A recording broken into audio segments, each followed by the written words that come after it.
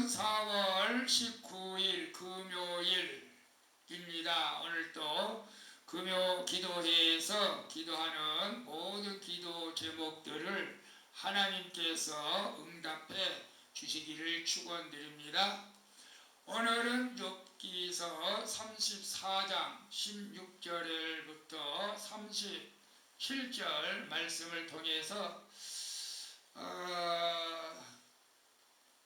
깨닫지 못한 것을 가르쳐 주소서, 깨닫지 못한 것을 가르쳐 주소서라는 제목으로 함께 묵상해 보도록 하겠습니다. 먼저 본문을 함께 읽도록 하겠습니다. 만일 내가 총명이 있거든 이것을 들으며 내 말소리에 귀를 기울이라. 정의를 미워하시는 이시라면 어찌 그대를 다스리시겠느냐. 의롭고 전능하신 이를 그대가 정죄하겠느냐. 그는 왕에게라도 무용지물이라 하시며 지도자들에게라도 악하다 하시며 고관을 외모로 대하지 아니하시며 가난한 자들 앞에서 부자의 낯을 세워주지 아니하시나니 이는 그들이 다 그의 손으로 지으신 바가 되니라. 그들은 한밤중에 순식간에 죽나니 백성은 떨며 사라지고 세력 있는 자도 사람의 손을 빌리지 않고 제거함을 당하느니라. 그는 사람의 길을 주목하시며 사람의 모든 걸음을 감찰하시나니 행악자는 숨을 만한 흑암이나 사망의 그늘이 없느니라. 하나님은 사람을 심판하시기에 오래 생각하실 것이 없으시니 세력 있는 자를 조사할 것 없이 꺾으시고 다른 사람을 세워 그를 대신하게 하시느니라. 그러므로 그는 그들의 행위를 아시고 그들을 밤사이에 뒤집어 엎어 흩으시는도다. 그들을 악한 자로 여겨 사람의 눈앞에서 치심은 그들이 그를 떠나고 그의 모든 길을 깨달아 알지 못함이라. 그들이 이와 같이 하여 가난한 자의 부르짖음이 그에게 상달하게 하며 빈궁한 사람의 부르짖음이 그에게 들리게 하느니라. 주께서 침묵하신다고 누가 그를 정죄하며 그가 얼굴을 가리신다면 누가 그를 배울 수 있으랴. 그는 민족에게나 인류에게나 동일하시니 이는 경건하지 못한 자가 권세를 잡아 백성을 올가매지 못하게 하려 하심이니라. 그대가 하나님께 아뢰기를 내가 죄를 지었사오니 다시는 범죄하지 아니하겠나이다. 내가 깨닫지 못하는 것을 내게 가르치소서. 내가 악을 행하였으나 다시는 아니하겠나이다 하였는가. 하나님께서 그대가 거절한다고 하여 그대의 뜻대로 속전을 치르시겠느냐. 그러면 그대가 스스로 택할 것이요 내가 할 것이 아니니 그대는 아는 대로 말하라. 슬기로운 자와 내 말을 듣는 지혜 있는 사람은 반드시 내게 말하기를 욥이 무식하게 말하니 그의 말이 지혜롭지 못하도다 하리라. 나는 욥이 끝까지 시험받기를 원하노니 이는 그 대답이 악인과 같으니라. 그가 그의 죄에 반역을 더하며 우리와 어울려 손뼉을 치며 하나님을 거역하는 말을 많이 하는구나. 아멘. 37절까지 봤습니다. 본문 요약은 이렇습니다. 엘리후는 의롭고 전능하신 하나님은 왕, 지도자, 부자를 외모로 대하지 않으시며 사람의 모든 걸음을 감찰하신다고 말씀하시죠. 그리고 엘리후는 욥이 무식하고 지혜롭지 못하게 말한다면서 끝까지 욥이 시험받기를 원한다고 말합니다. 또한 욥이 그의 죄에 반역을 더하여 하나님을 거역하는 말을 많이 한다고 엘리후가 책망하는 그런 내용입니다. 본문을 가지고 함께 또 말씀을 나눠보도록 하겠습니다. 1. 하나님의 속성을 내 생각에 비추어 남을 정죄하는데 사용하고 있지는 않습니까? 16절, 17절 보게 되면 만일 네가 총명이 있거든 이것을 들으며 네 말소리에 귀를 기울이라. 정의를 미워하시는 이시라면 어찌 그대를 다스리겠느냐. 의롭고 전능하신 이를 그대가 정죄하겠느냐라고 말씀하고 있는데요. 엘리후는 계속해서 하나님의 속성을 들어서 욥을 책망하고 있는 것을 봅니다. 의롭고 전능하신 하나님은 세상의 최고 권세자인 왕이라도 쓸모없다고 판단하실 수 있는 분이라고 말씀하시죠. 왕뿐만 아니라 돈 부자도 즉 지위와 외모는 하나님께 판단의 근거가 되지 못하고 고관이나 부자도 하나님의 피조물이기에 그분의 판단에 따라 순식간에 제거될 수도 있다, 죽을 수도 있다, 그런 말 아닙니까? 그래서 엘리후는 욥도 하나님이 주시는 고통을 받는 것이니 불평하지 말라고 말하고 있는 것을 봅니다. 뭐 틀린 말은 아니죠. 그러나 구원을 이루시는 하나님의 공의와 능력은 내 생각으로 하나님의 공의를 재단해서는 안 된다는 것이죠. 그래서 하나님의 속성을 내 생각에 비추어서 남을 정죄하는 데 사용하고 있지 않습니까? 여기서 하나님의 속성은 공의로움을 말하고 있죠. 뭐 속성이 많죠. 영원하시고 무궁하시고 변하지 아니하시고 끝이시고 창조자이시고 우리 하나님의 사랑이시고 뭐 여러 우리 그 신학 조직에서 하나님의 속성이 많이 있습니다만 그 중에 공의로우신 하나님의 속성을 가지고 공의롭다는 것은 뭐예요? 정확하고 불의를 행하지 아니하시는 하나님이라는 거죠. 그래서 우리가 이 세상에서 욥에 지금 고난을 받고 있다 할지라도 그것은 공의로우신 하나님이 주신 것이기 때문에 하나님을 원망하지 말고 불평하지 말라는 것이요. 예, 엘리후의 말이 틀린 것은 아니지만은 현재 고난을 당하고 있는 욥에게 대한 것은 뭔가 우리가 좀 잘못된 부분이 있다는 것을 우리가 말할 수 있는 것이죠. 왜냐하면 하나님이 해야 할 말을 인간이 하고 있는 것은 좀 하나님의 그 속성을 갖다가 우리가 재단한다라고 볼 수가 있기 때문에 그렇습니다. 우리 인간은 하나님의 공의로우신 그 속성을 알고 깨닫고 우리 스스로가 실천해야 되겠지만은 지금 고난을 당하고 있는 욥을 정죄하는데 사용되어져 있는 것은 굉장히 잘못된 것이라는 것입니다. 그래서 하나님의 속성을 내 생각에 하나님은 공의로우시니까 이 땅의 모든 죄를 짓는 사람들 다 죽어야 된다. 뭐 그런 식으로 말하면 안 되잖아요. 죄 짓는 사람을 감옥에 가서 다 사형 선고시켜야 된다. 잘못된 사람은 다 죽어야 된다.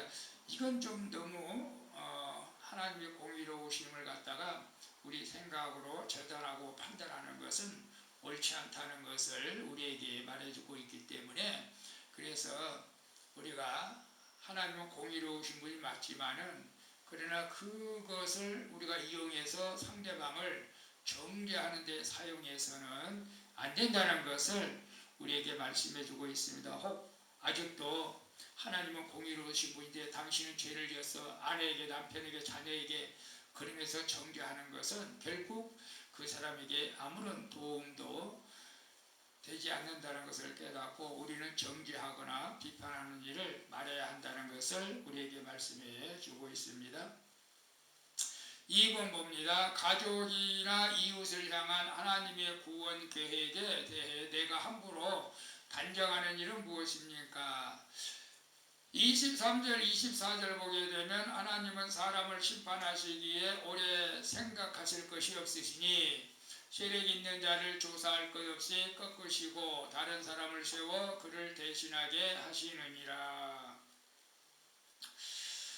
사람들이 모든 행위를 하시는 하나님은 하룻밤 사이에 그들을 흩어질 수도 있고 모을 수도 있죠. 또한 하나님은 의지할 데 없는 빈궁한 자의 부르짖음을 들으시죠. 이것은 모든 민족과 인류에게 동일하게 적용되는 하나님의 원칙으로 이로써 백성을 자유롭게 하는 것입니다. 엘리후는 이런 원칙으로 볼 때 욥의 고난도 하나님을 떠난 악의 결과라고 주장하는 것이 잘못됐다는 것이죠. 우리가 하나님 편에서 하는 책망보다 더 중요한 것은 책망을 받는 자를 배려해 주는 것이죠. 물론 하나님이 책망하는 자를 배려해 주는 것도 굉장히 중요하지 않겠습니까? 하나님이 책망하는 자를 우리도 같이 책망해 버린다면은 물론 구약 시대에서는 그럴 수도 있죠. 그러나 우리가 예수 그리스도를 이제 새롭게 하나님께서 우리에게 새 계명을 주셨잖아요. 그건 이제 서로 사랑하라고 주신 계명이지 않습니까? 새 계명. 그래서 우리는 어떤 사람도 정죄할 수도 없고 책망할 수도 없는 그런 사람이라는 것을 우리는 알아야 됩니다.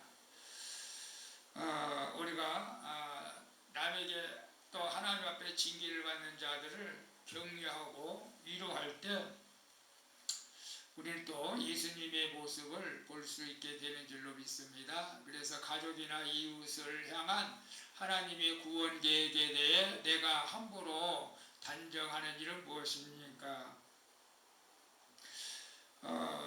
우리는 쉽게 사람들을 보고 저 사람은 교회 나오지 않을 사람이야, 뭐 손에 장을 쥐셔도 안 나올 사람이야 라고 판단하는 경우가 종종 있었습니다. 특별히 가족, 남편, 아내, 자녀들, 여러분 하나님의 구원 계획은 우리가 알 수가 없죠. 그렇기 때문에 아직도 가족들이 구원받지 못했다면 우리는 끊임없이 하나님의 때가 빨리 앞당겨지도록 기도해야 될 줄로 믿습니다. 그런데 너무 지쳐가지고 아예 기도까지 하지 않는 그런 모습들을 보게 되는데요. 우리는 주님이 구원 계획이 반드시 있는 줄로 믿고 특별히 가족들을 위해서 반드시 주님 오시는 그날까지, 내가 죽는 그날까지 기도를 쉬지 말아야 할 줄로 믿습니다. 그래서 하나님께서 구원하시고자 하는 그때에 하나님께서 구원해 주실 것을 믿고 낙심하지 마시고 가족이나 이웃을 위해서 끊임없이 기도하는 저와 여러분이 되었으면 좋겠습니다. 3번 봅니다. 의로운 분노라고 여기며 지혜롭지 못한 말로 주변 사람들을 비판하는 일은 무엇입니까? 35절에 보게 되면 욥이 무식하게 말하니 그의 말이 지혜롭지 못하도다 하리라. 나는 욥이 끝까지 시험 받기를 원하니 이는 그 대답이 악인과 같음이라. 엘리후는 욥의 죄를 짓고도 회개하지 않고 하나님께 악인처럼 말한다고 엘리후가 지금 말하고 있어요. 슬기와 지혜를 갖춘 사람이라면 욥의 무식하고 지혜롭지 못함을 이해할 것이라고 합니다. 이처럼 그는 욥에게 저주에 가까운 책망을 쏟아놓으면서 욥이 끝까지 시험을 받기를, 징계를 받기를 원한다고 말하죠. 물론 하나님을 대적하는 악을 향한 의로운 분노는 우리에게도 때로는 필요하죠. 제가 신학교 시절에 우리 신학 동기 하나가 학교에서 고사를 지내고 있는데 그 고사상을 엎었던 적이 지금 기억이 납니다. 의로운 분노죠. 의로운 분노. 그러나 성도는 그럴 때마다 내 주장이 받아들여지지 않아 자존심의 분노를 내는 것이 아닌지, 또 우리가 내가 이렇게 의로운 분노를 했을 때에 상대방이 받아주지 않을 때에 그것 때문에 내 자존심이 상해서 또 그 의로운 분노에 포함해서 자기 자존심까지 상한 분노까지 일으킨다면은 이건 굉장히 모순되고 잘못된 것이라는 것이죠. 그래서 어려운 분노라고 여기며 지혜롭지 못한 말로 주변 사람들을 비판하는 일은 무엇입니까?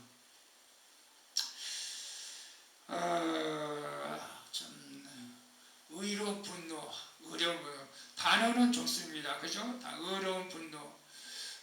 이거 어려운 분노는 사실은 인간이 낼 수 있는 것은 아니고 오직 하나님만 내실 수 있는 분노인 줄로 믿습니다.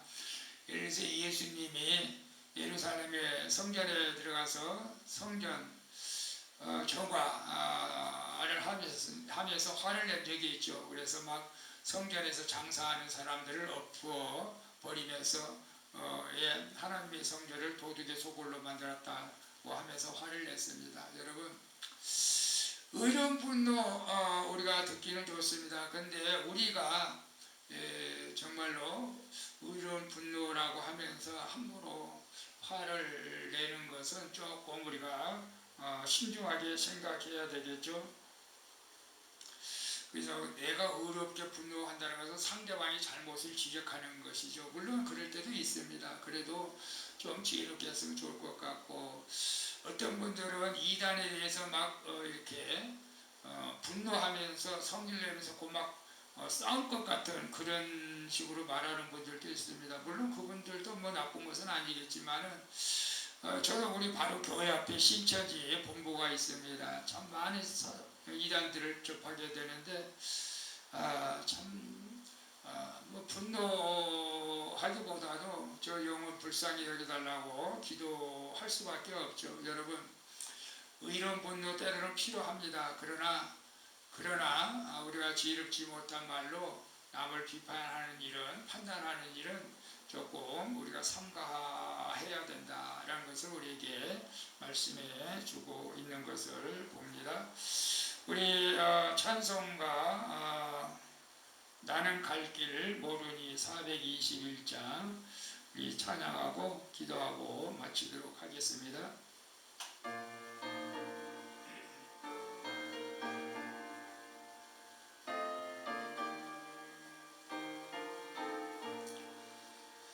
나는 갈 길 모르니 주여 인도하소서.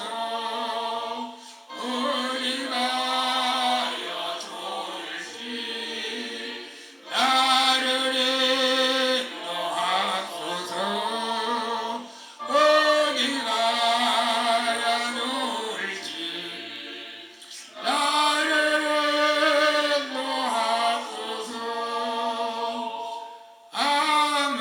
아무것도 모르니 나를 가르치소서.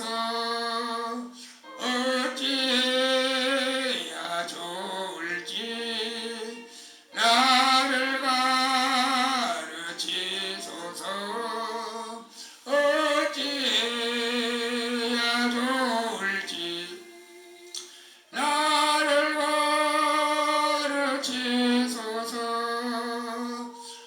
아기가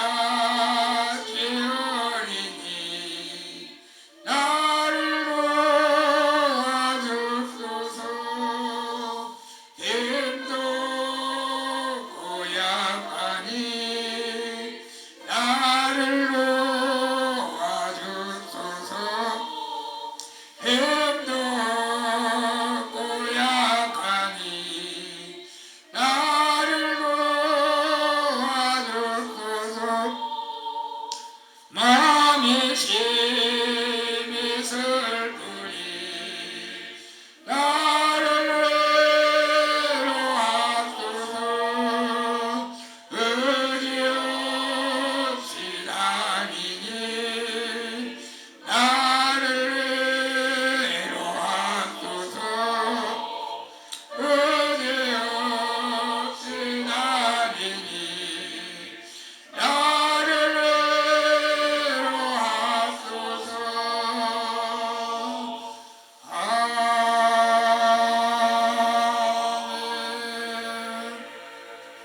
기도하겠습니다. 주님, 하나님의 속성을 내 생각에 비추어 남을 정죄하는데 사용한 저를 용서해 주시옵소서.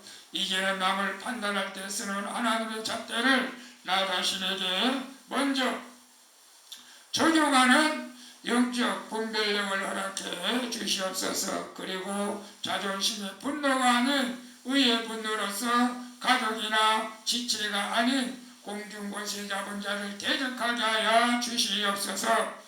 우리의 갈 길을 가장 옳은 길로 인도해 주시며 나의 등불이 되시는 예수 그리스도의 이름으로 기도합니다. 아멘.